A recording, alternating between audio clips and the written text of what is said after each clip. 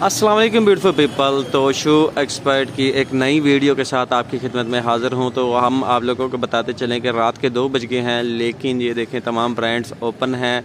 बाटा जो कि हमारे बिल्कुल सामने है, सर्विस शू एक्सपर्ट के बिल्कुल सामने बाटा शू स्टोर है। सर्विस भी ओपन है, बाटा भी ओपन है और कस्टमर का फ़्लो भी जारी है।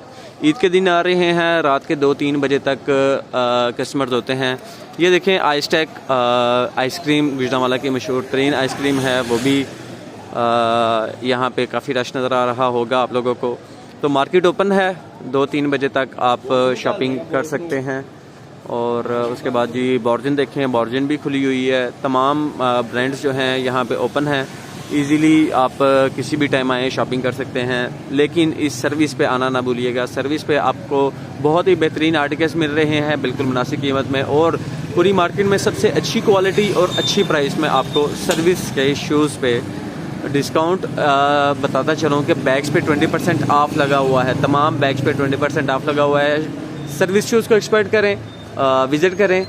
शू एक्सपर्ट आपकी खिदमत में हाजिर है।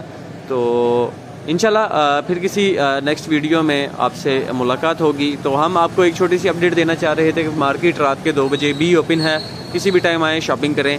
तो आपके साथ हम एक शू एक्सपर्ट वाले आपके साथ हाजिर हैं, आपकी खिदमत में हाजिर हैं।